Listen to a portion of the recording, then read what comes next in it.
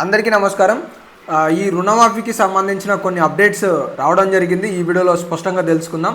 చాలా వరకు కూడా కామెంట్ సెక్షన్లలో 2 లక్షల రుణమాఫీ ఒకేసారి చేస్తారా, అలాగే కట్ ఆఫ్ తేదీ ఎప్పుడు ఉండబోతుంది అండ్ ఇంకా కొన్ని డౌట్స్ అయితే అడుగుతున్నారు. ఈ వీడియోలో మీకు క్లారిటీ ఇన్ఫర్మేషన్ 2 లక్షల రుణమాఫీకి సంబంధించి ఇద్దామని చెప్పి ఈ వీడియో చేస్తున్నాను. మీరు కూడా ఇదే వీడియోని చివరి వరకు చూసి స్పష్టంగా తెలుసుకోండి అప్డేట్స్ ఏంటి అనేది. అండ్ మర్చిపోకుండా మన వీడియోని ఇప్పుడే లైక్ చేయండి. వీడియో చివరి వరకు చూసిన తర్వాత మన వీడియో ఇన్ఫర్మేషన్ మీకు నచ్చితే సబ్స్క్రైబ్ చేసుకొని మీ తోటి మిత్రులకు కూడా వీడియోని తెలియజేసే ప్రయత్నం చేయండి. ఇక లేట్ చేయకుండా 2 లక్షల రుణమాఫీకి సంబంధించి చాలామంది అడుగుతున్న డౌట్ ఏంటి అంటే, అన్న మాకు ఆల్రెడీ కేసీఆర్ హయాంలో ఉన్నప్పుడు 20,000 వరకు 50,000 వరకు ఈ రుణమాఫీలు క్రాప్ లోన్లు కావడం జరిగింది. మళ్ళీ కాంగ్రెస్ ప్రభుత్వం రాకముందే మేము లోన్లు తీసుకున్నాం, మళ్ళీ మాకు ఈ రుణమాఫీ వర్తిస్తుందా అని చెప్పేసి అడుగుతున్నారనమాట.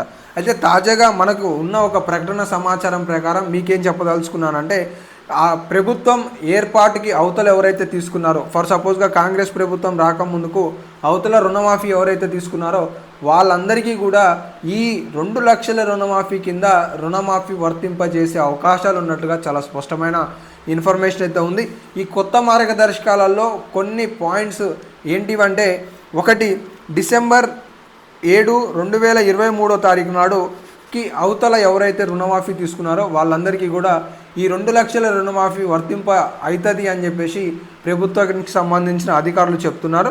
అలాగే ఇంకొక అంశం ఏంటి అంటే, 2 లక్షల రుణమాఫీకి సంబంధించి అంటే గతంలో టీఆర్ఎస్ ప్రభుత్వం కనుక చూసుకున్నట్లయితే 99,999 రూపాయల వరకు రుణమాఫీ చేసింది. అయితే 1,00,000 వరకు ఎవరైతే తీసుకున్నారో వాళ్ళకి సంబంధించి వడ్డీతో కలిపి కూడా 1,00,000 వరకు రుణమాఫీ జరగలేదు అని చెప్పేసి చాలామంది అంటున్నారు.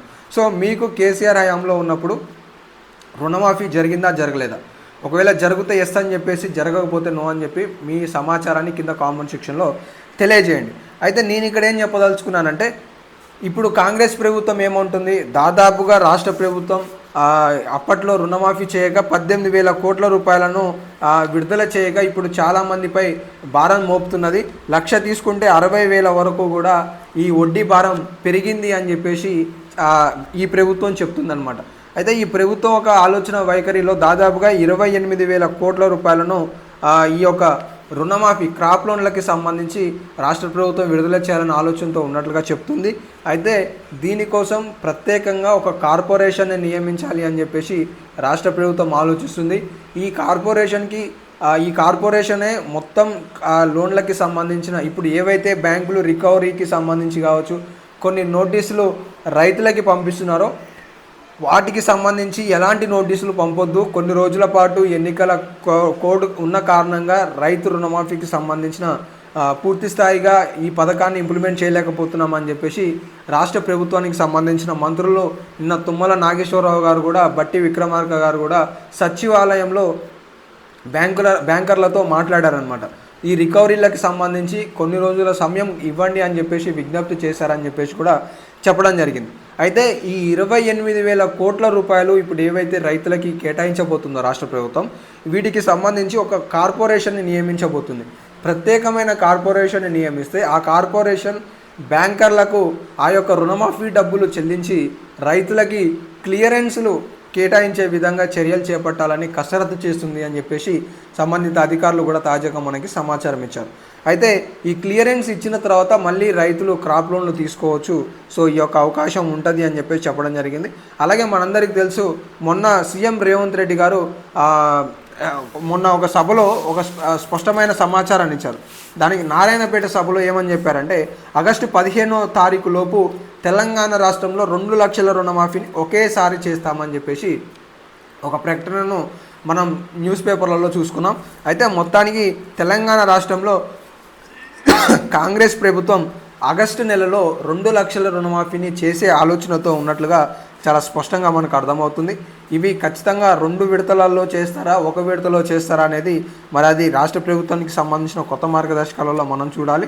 అండ్ ఇంకొకటి వచ్చేసి కట్ ఆఫ్ తేదీ గురించి మాట్లాడుకున్నాం, 2 లక్షల రుణమాఫీకి సంబంధించి మాట్లాడుకున్నాం, కార్పొరేషన్కి సంబంధించి కూడా మాట్లాడుకున్నాం. మొత్తానికి రుణమాఫీకి సంబంధిత సమాచారం అయితే ఈ విధంగా ఉంది. మీకు కూడా రుణమాఫీ విషయంలో ఒక స్పష్టత వచ్చిందని అయితే అనుకుంటున్నాను. ఇంకా దానిపై ఏమైనా డౌట్స్ ఉంటే కామెంట్ సెక్షన్లో తెలియజేయండి.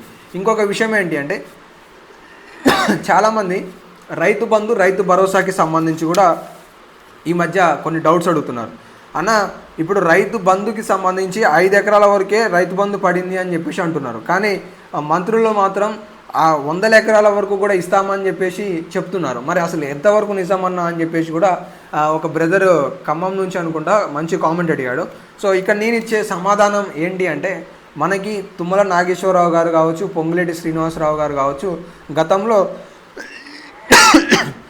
గతంలో మనకి జూపల్లి కృష్ణారావు గారు కూడా ఒక మాట మాట్లాడారు.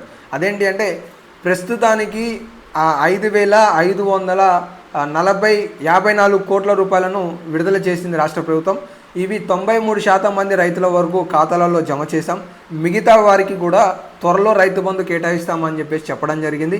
సీఎం రేవంత్ రెడ్డి గారు కూడా ఒక మాట మాట్లాడారు. అదేంటి అంటే, ఇంకా సీలింగ్ విధానంపై కానీ, లేదంటే కుదింపు విధానం పైన కానీ, లేదంటే ఏదైతే 100 ఎకరాల వరకు సంబంధించిన రైతు బంధు ఇవ్వమనే సమాచారం ఏదైతే ఉందో అది అసెంబ్లీలో చర్చించిన తర్వాతే నిర్ణయం తీసుకుంటామని చెప్పేసి కూడా స్పష్టంగా చెప్పారు. సో తాజాగా కూడా మీరు ఈ సందర్భంగా ఆలోచన చేయాల్సింది ఏంటి అంటే, రాబోయే వానాకాలం సీజన్ నుండి, ఖరీఫ్ సీజన్ నుండి కొత్త పథకాలు ఇంప్లిమెంట్ కాబోతున్నాయి. అదేంటి అంటే, ఒకటి రైతు భరోసా, రెండోది రైతు బీమా, మూడోది రుణమాఫీ. వీటి వరకు సంబంధించిన కసరత్తు రాష్ట్ర ప్రభుత్వం ఆల్రెడీ ప్రారంభించింది. ఇవనేవి మనకి ఖచ్చితంగా ఆగస్టు నెలలో ప్రారంభం కాబోతున్నాయి.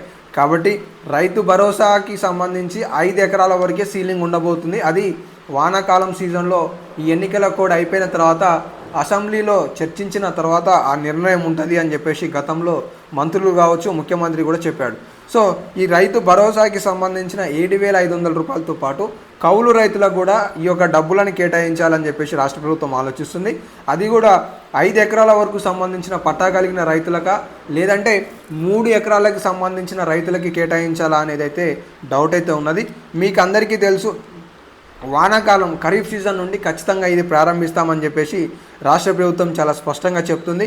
సో ఇప్పటి వరకు రైతు బంధుకి సంబంధించి చూసుకున్నట్లయితే 5,000 రూపాయలు 5 ఎకరాల వరకు మాత్రమే ఇచ్చారు.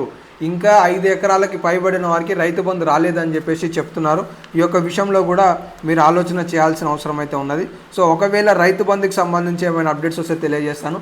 ఇక ముఖ్యంగా ఏదైతే పంట నష్టపరిహారానికి సంబంధించిన 10,000 కూడా ఎన్నికల కోడ్ అనంతరమే ఇస్తామని చెప్పేసి కూడా గతంలో తుమ్మల నాగేశ్వరరావు గారు స్టేట్మెంట్ ఇచ్చారు. కాబట్టి ఇక మీకు దానిపైన కూడా డౌట్స్ అడుగుతున్నారు చాలామంది. అన్న, 10,000 రూపాయలు ఎప్పుడు వస్తాయన్నా, మాకు వాటర్ లేకపోతే అకాల వర్షాల కారణంగా పంట నష్టపోయాం, ఆల్రెడీ డాక్యుమెంట్స్ ఇచ్చి కూడా చాలా రోజులైంది అని చెప్పేసి అడుగుతున్నారు. ఈ ఎన్నికల కోడ్ కారణంగా ఈసీ అనుమతి లేని సందర్భంగా రాష్ట్ర ప్రభుత్వం ఇవి మే లేదా జూన్ చివరి, అంటే మే చివరి కల్లానో లేదంటే జూన్లో డబ్బులు కేటాయించాలని చెప్పేసి ఆలోచన చేస్తుందని చెప్పేసి కూడా తెలుస్తుంది.